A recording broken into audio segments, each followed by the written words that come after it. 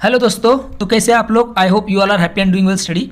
आज का जो अपना वीडियो है, इस वीडियो में हम देखने वाले हैं क्लास 8th एनसीईआरटी का जो बुक है सोशल साइंस का, उसमें से chapter number 2 reshaping India's political map. इसका मतलब होता है भारत की राजनीतिक संरचना में बदलाव। ये चैप्टर आज इस वीडियो से हम शुरुआत करने वाले हैं। अब ये जो चैप्टर है इसको मैंने 5 वीडियोज़ में डिवाइड करके उसे अपलोड किया है। साथ ही साथ इसका एक मास्टर वीडियो भी मैंने अपलोड किया है जिसमें पूरा चैप्टर को एक्सप्लेन किया है।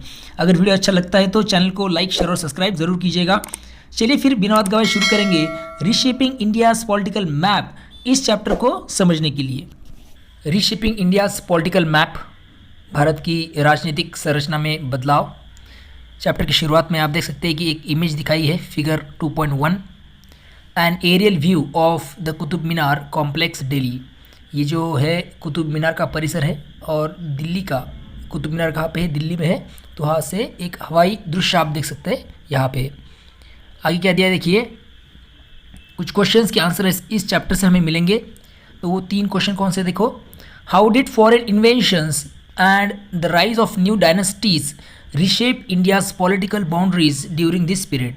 अभी ये जो पीरियड है, इस टाइम पीरियड में फॉरेन इन्वेंशंस मीन्स विदेशी आक्रमणों and the rise of new dynasties, और जो नए राजवंशों की शुरुआत हुई या फिर वो उभर कर आए, reshape India's political boundaries during this period. इन दोनों की वजह से जो उस समय भारत की जो राजनीतिक सीमाएं थे, इनमें किस तरह का बदलाव हुआ। उसके बाद सेकंड क्वेश्चन समझ में आएगा आपको, क्वेश्चन नंबर 1, इसका आंसर हमें इस चैप्टर से मिलेगा। ओके, 2 चीज़ें हैं, 2 जो चीज़ें हैं स्पेसिफिकली, कौन सी, फॉरेन इन्वेंशन और the rise of new dynasties, इन्होंने किस तरह से भारत की जो राजनीतिक सीमाएं इसको बदला, इसका आंसर हमें मिलेगा। दूसरा क्वेश्चन है, how did Indian society respond to inventions. अब ये जो भारत का समाज है, इन्होंने आक्रमणों पर कैसी प्रतिक्रिया दी, रिस्पॉन्ड किस तरह से किया इन्वेंशंस को, आक्रमणों पर।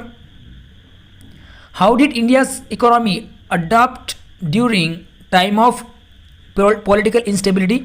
अभी ये जो क्वेश्चन है आप याद देख सकते हैं कि जो इंडियंस इकोनॉमी है adopt during time of political instability, जब भारत में राजनीतिक अस्थिरता थी उस समय भारत की जो अर्थव्यवस्था थी उसने खुद को कैसे संभाला या फिर उसमें किस तरह से खुद को ढाला, इसका आंसर हमें मिलेगा। अडॉप्ट किया मीन्स एक्सेप्ट किया। What impact did this period have on the lives of people. इस समय का लोगों के जीवन पर क्या प्रभाव पड़ा। इन तीनों क्वेश्चन के आंसर हमें इस चैप्टर से मिलने वाले हैं। ठीक है, चलिए उसके बाद क्या दिया है, एक टाइमलाइन दी है, वो टाइमलाइन हम समझेंगे। प्रमुख घटनाएं दी है इसमें। सबसे पहली जो घटना है वो है 1206 में, वो क्या हुई, इस्टेब्लिशमेंट ऑफ दिल्ली सल्तनत, दिल्ली सल्तनत की स्थापना हुई 1206 में। उसके बाद है देखो 1326 reestablishment of Mewar kingdom, Mewar जो राज्य है उसका पुनर्स्थापना हुई। 1336 establishment of Vijayanagara empire, Vijayanagara साम्राज्य की स्थापना हुई यहाँ पे 1336 में। 1347 इस्टेब्लिशमेंट ऑफ बहमनी सल्तनत, बहमनी सल्तनत की स्थापना हुई 1347 में। 1398 तैमूर अटैक्स दिल्ली, तैमूर जो है उसने दिल्ली पर आक्रमण किया 1398 को। उसके बाद देखो 1498 arrival of Portuguese in India, Portuguese जो है वो उनका इंडिया में आगमन हुआ 1498 को। आगे है आगे की पेज पे दिया है देखो, वो सब ये टाइमलाइन हम पूरी तरह से खत्म कर लेंगे जो इस चैप्टर में हम सीखने वाले हैं। 1526 में क्या हुआ देखिए, first battle of Panipat, Babur's victory establishes the Mughal empire. अभी पहला पानीपत का युद्ध हुआ जिसमें बाबर की विजय हुई और मुगल साम्राज्य की स्थापना हुई 1526 में। उसके बाद 1556 में क्या हुआ देखो, second battle of Panipat, Akbar's decisive victory, दूसरा पानीपत का युद्ध हुआ और अकबर की वहाँ पे निर्णायक ऐसी विजय हुई।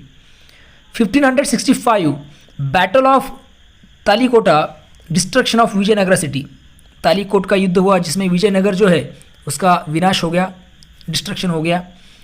1576 battle of Haldighat, Maharana Pratap force to retreat, Haldighat का युद्ध हुआ जिसमें महाराणा प्रताप जी को पीछे हटना पड़ा, ये आप देख सकते हैं यहाँ पे। उसके बाद दिया देखो 1571 में क्या हुआ देखिए, battle of Saraighat, the Ahoms defeat the Mughals. Saraighat का युद्ध हुआ 1671 में और अहम जो थे अहोम्स, उन्होंने क्या किया तो मुगलों को हराया। 1699 formation of the Khalsa by Guru Gobind Singh द्वारा खालसा की स्थापना की गई 1699 को। 1754 में beginning of Maratha control on Delhi, Delhi पर मराठों का नियंत्रण शुरू हो गया 1754 में। और जो लास्ट की टाइमलाइन आती है वो है 1799 में इस्टेब्लिशमेंट ऑफ सिख एम्पायर, और सिख एम्पायर की वहाँ पे स्थापना हुई 1799 में। तो ये जो कुछ प्रमुख इतिहास की घटनाएं हैं, इनके बारे में हम इस चैप्टर में समझने वाले हैं। अंडरस्टैंड, ये और आगे का चैप्टर बहुत इंपॉर्टेंट है, ये समझ लीजिएगा। चलिए क्या दिया है अभी देखते हैं, शुरुआत कर रहे हैं हम चैप्टर को समझने के लिए। The period in this chapter and the next is often called the latter part of medieval period of Indian history. अभी ये जो चैप्टर है, ये चैप्टर और जो अगला चैप्टर है, ओके, ये उस समय की बात करता है जिस समय की बात इन दोनों चैप्टर में होने वाली है, उन्हें क्या बोला जाता है तो मेडिवल पीरियड का लैटर पार्ट मीन्स ये जो मध्ययुगीन कालखंड है, मध्यकाल है, इसका उत्तरार्ध उसे कहा जाता है। इन दो चैप्टर में जो हम स्टडी करने वाले हैं उससे। The term medieval between two ages was originally applied to European history रफली from the fall of Roman empire to the renaissance. Okay, Europe's cultural revival in 14th and 16th century nurture by rediscovery of Greek and Roman art of literature.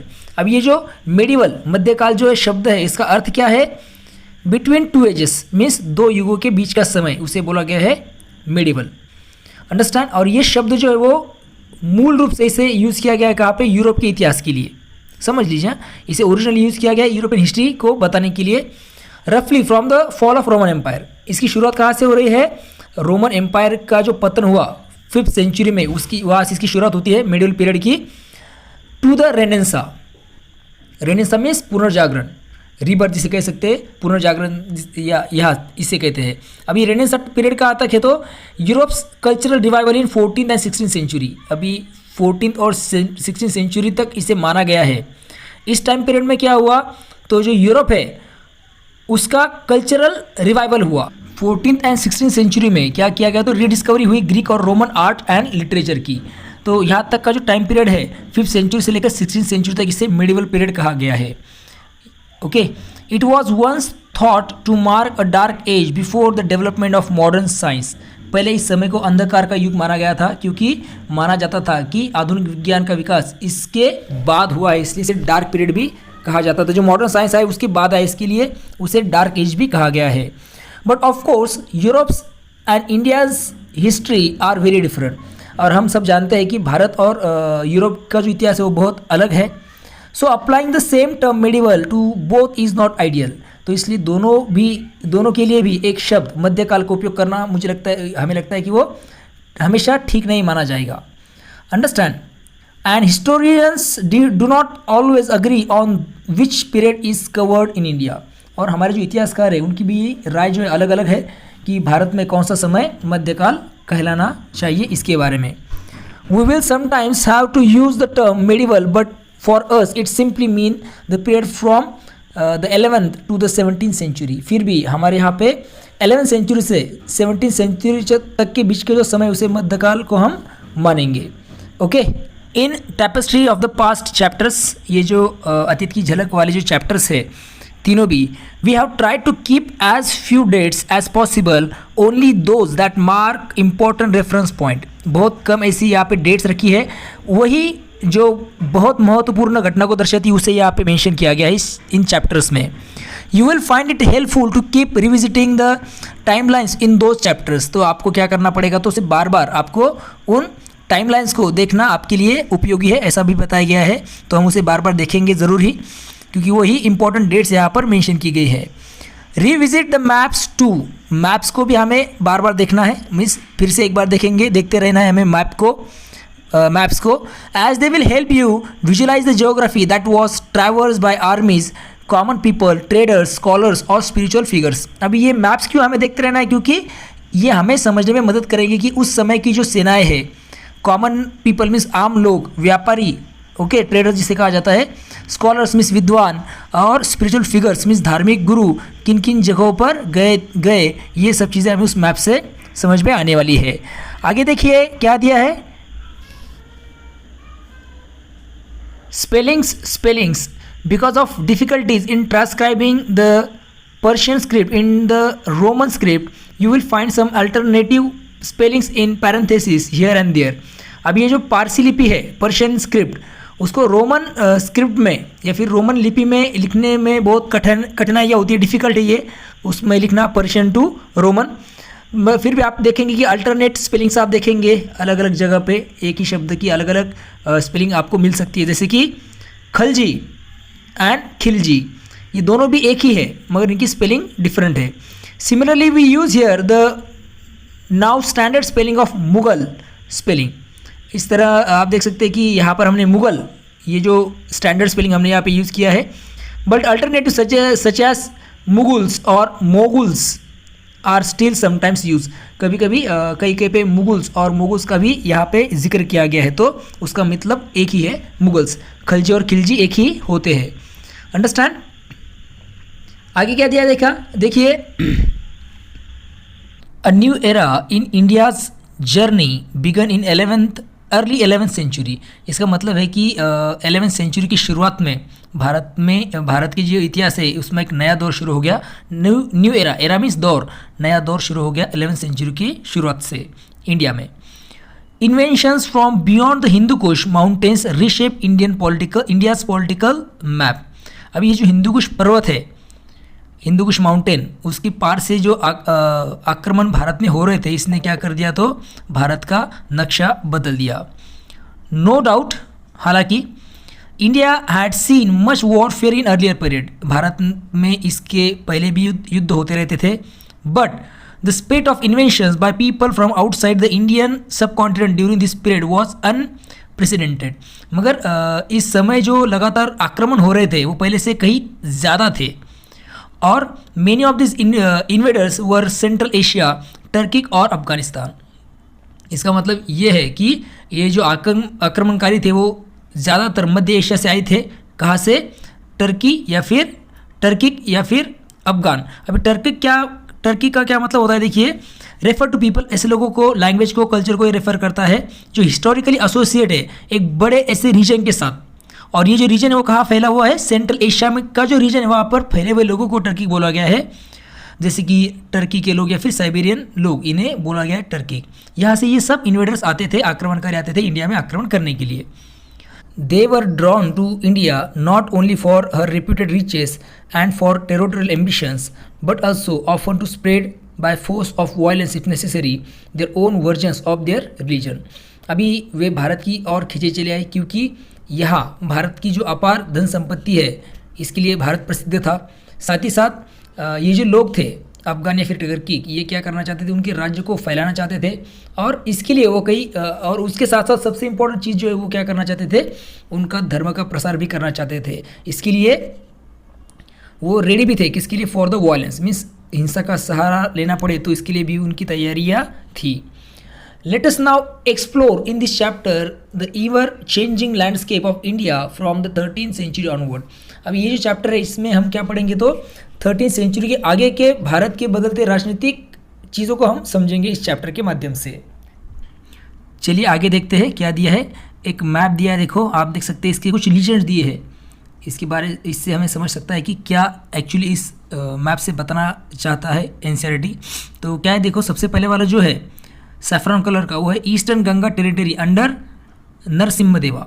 Narasimhadeva जो है उनके अधीन जो eastern Ganga का part है वो जो इनका रूलिंग था 1264। अंडरस्टैंड। जजनगर, कोणार्क, ये सब इसके अंडर में आने वाली, ये सैफरन कलर का है। उसके बाद है होसल टेरिटरीज 1300, नीचे साउथ इंडिया में आप देख सकते हैं। उसके बाद है देखो extend of Tughlaq dynasty, Tughlaq वंश का विस्तार कैसे हुआ, ये आप देख सकते हैं। जो लाइन जिसे हम बोल सकते हैं वर्टिकल दी है, तो यू कैन अंडरस्टैंड कि इतना फैला हुआ था तुगलक डायनेस्टी। दौलताबाद, जूनागढ़, दिल्ली, ग्वालियर, जौनपुर, ये सब चीज़ें। इसके बाद है extend of Lodhi dynasty. Lodhi dynasty कहाँ तक है, देखो लोधी वंश का विस्तार दिल्ली, ग्वालियर, जौनपुर तक ही उनका है। कुछ इंपॉर्टेंट सिटीज़ दिखाई गई है डॉट करके, इन सिटीज़ के बारे में आप देख सकते हैं। अंडरस्टैंड, लगभग बहुत सारी टेरिटरीज पर रूल कर रहे थे कौन, तुगलक डायनेस्टी। अंडरस्टैंड, अगर ईस्टर्न गंगा टेरिटरी जो है नरसिम्हा देवा उनके अंडर में छोड़ के बहुत सारे एरियाज पर उनका कब्जा था। ठीक है, क्या दिया देखिए यहाँ पे, comparison of territories under the Tughlaq and Lodhi's and regional power in the south and east India. Understand, आप इसमें देख सकते हैं कि कंपैरिजन दिया है एक्चुअली टेरिटरीज का, कि तुगलक या फिर लोधीज के अंडर में 13 to 15 सेंचुरी तक कितना एरिया था, और जो रीजनल पावर्स थी साउथ और ईस्ट में वो किसके अंडर में काम कर रहे थे, यहाँ पे दिखाया है। आगे के पेज पे चलते, देखिए क्या दिया है यहाँ पे, आप देख सकते हैं 2 इमेजेस दिख रहे हैं आपको क्लियर। तो उसमें आप देख सकते हैं फिगर 2.4 क्या बता रहा है, ये फिगर 2.4 कुतुब मीनार का वो इमेज है। उसके बाद कुतुब मीनार देख सकते हैं आप 2.5, फिगर 2.5 में क्या दिया है देखो, a section of Quwwat ul Islam, might of Islam, mosque in Delhi Qutub Minar complex. अभी कुव्वत उल इस्लाम जो मस्जिद है वो कहाँ है, तो दिल्ली में है, कुतुब मीनार के परिसर में।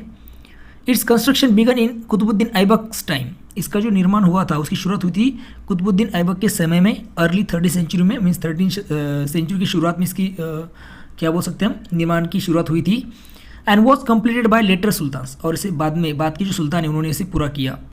एंड इंस्क्रिप्शन स्टेट, वहाँ का जो शिलालेख है उस पर लिखा है, उससे हमें पता चलता है कि that materials from 27 destroyed Hindu and Jain temples were use in the construction, some of which can be seen here.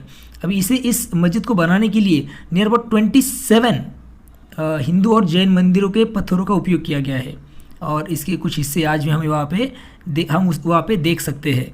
तो इस तरह से ये मस्जिद बनाई गई 27 हिंदू और जैन मंदिरों को तोड़कर। वहाँ पे ये उस शिलालेख पे ही वहाँ पे वह मेंशन किया गया है। अभी ये अपना यहाँ पे एक वीडियो खत्म होने वाला है। अभी सेकंड पार्ट में हम देखेंगे rise and fall of Delhi Sultanate. Okay, यहाँ पे अपना फर्स्ट पार्ट खत्म हो रहा है। अगर आपको वीडियो अच्छा लगता है तो चैनल को लाइक, शेयर और सब्सक्राइब जरूर कीजिएगा। अपने दोस्तों के साथ अपने वीडियो जरूर शेयर कीजिएगा। तो चलिए फिर मिलते हैं नए वीडियो के साथ। देखते रहिए सुबोध फाउंडेशन हिंदी, ये अपना यूट्यूब चैनल। तब तक के लिए thank you and take care.